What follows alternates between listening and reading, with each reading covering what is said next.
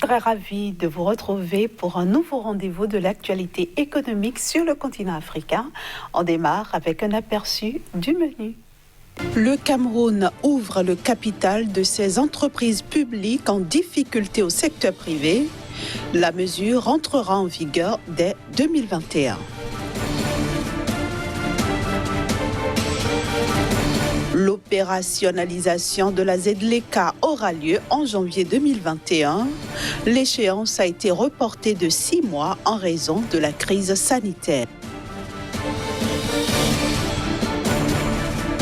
Le premier supplément du rapport annuel de la BAD sur les perspectives économiques révèle une contraction de 1,7% de l'économie du continent en 2020.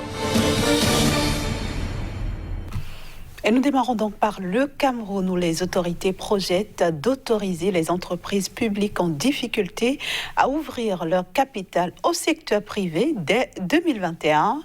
Cette mesure vise d'une part à soulager le trésor public camerounais et d'autre part à améliorer la rentabilité des entreprises concernées afin d'accroître les recettes budgétaires. Même si aucune précision n'a été apportée pour l'heure sur ces entreprises, beaucoup estiment dans le pays qu'il pourrait s'agir de la Société nationale de raffinage Sonara, la compagnie aérienne Camerco, la compagnie camerounaise d'aluminium Alucam, la Camtel, le chantier naval, la SICAM, sans oublier la Cameroun Postal Service. Il faut dire que c'est depuis 2017 qu'une réforme visant à rendre plus performants les établissements et entreprises publiques est en cours au Cameroun. Pour le moment, les observateurs disent peiner à en percevoir les effets. Janvier 2021, c'est la nouvelle date retenue pour l'opérationnalisation de la zone de libre-échange continentale africaine. L'échéance est donc repoussée de 6 mois en raison bien sûr de la crise sanitaire qui sévit actuellement et qui, vous le savez, n'épargne pas le continent africain.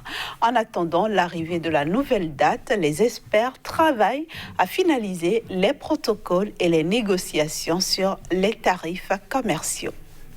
Initialement prévue pour juillet 2020, la mise en œuvre de la zone de libre-échange continentale africaine a été repoussée au mois de janvier 2021. Ainsi, la concrétisation de la nouvelle plus grande zone de libre-échange commercial que l'Afrique n'a jamais abritée, avec un PIB cumulé de plus de 3 400 milliards de dollars et 1,3 milliard de potentiels consommateurs, se fera dans 6 mois. Ceci en marge de la prochaine session ordinaire de l'Assemblée des chefs d'État qui regroupe tous les pays africains. En attendant cette nouvelle date, les États partis à l'accord de libre-échange devront œuvrer à conclure les négociations sur les tarifs commerciaux et autres protocoles dans le cadre de la ZLECAf. À cet effet, les pays membres approuveront les instruments opérationnels de la première phase de l'accord lors du sommet de janvier 2021. Il s'agit notamment des règles d'origine qui détermineront l'éligibilité des biens à échanger dans la zone et des modalités telles que la protection des industries naissantes. Un forum de négociation en ligne sera aussi initié pour permettre aux États membres de mener à bien cette politique. Le Malawi va bénéficier d'un appui de 157 millions de dollars de la part de la Banque mondiale. Destiné à améliorer la gestion des terres et l'accès à l'eau, ce financement vise à construire des infrastructures hydrauliques, renforcer les moyens de subsistance de plus de 250 000 personnes et aussi créer 2500 emplois. Libellé en deux lots, cet appui financier est constitué d'un prêt de 78,5 millions de dollars et d'un don de 78,5 millions de dollars de l'Association internationale de développement. Il sera affecté au projet d'amélioration des services des bassins versants du Malawi, destiné à accroître la gestion durable des espaces dans les bassins versants prioritaires et à améliorer les moyens de subsistance des populations rurales. Il faut dire qu'également, ce projet va renforcer la capacité des institutions de gestion des bassins versants à tous les niveaux. Et puis la Banque africaine de développement a lancé le premier supplément de son rapport annuel sur les perspectives économiques en Afrique. Le document, qui tient compte du contexte actuel de la pandémie de Covid-19, révèle, dans le meilleur des cas, une contraction de 1,7% de l'économie du continent en 2020, ce qui va induire des pertes de l'ordre de 145,5 milliards de dollars du PIB, avec en perspective de lourdes conséquences socio-économiques. Le premier supplément du rapport annuel de la Banque africaine de développement sur les perspectives économiques en Afrique apporte des révisions aux prévisions de croissance et aux perspectives pour l'Afrique pour les années 2020 et 2021. Il prévoit notamment une contraction du PIB du continent de 1,7% en 2020, soit une baisse de 5,6 points de pourcentage par rapport aux projections de janvier 2020, en supposant que l'impact de la pandémie de Covid-19 sera substantiel, mais de courte durée. Toutefois, si la pandémie se poursuit au-delà du premier semestre, la contraction du PIB en 2020 sera plus marquée, de l'ordre de 3,4%, soit une baisse de 7,3 points de pourcentage par rapport aux projections initiales de croissance. Dans un tel contexte, la contraction projetée de la croissance en 2020 pourrait coûter à l'Afrique des pertes en termes de PIB de l'ordre de 145,5 milliards de dollars pour le scénario de base et 189,7 milliards de dollars pour le scénario pessimiste sur les 2590 milliards de dollars de PIB projetés en 2020 avant l'apparition de la pandémie. D'après la BAD, une partie de ces pertes pourrait même se poursuivre en 2021 dans la mesure où la reprise attendue ne serait que partielle.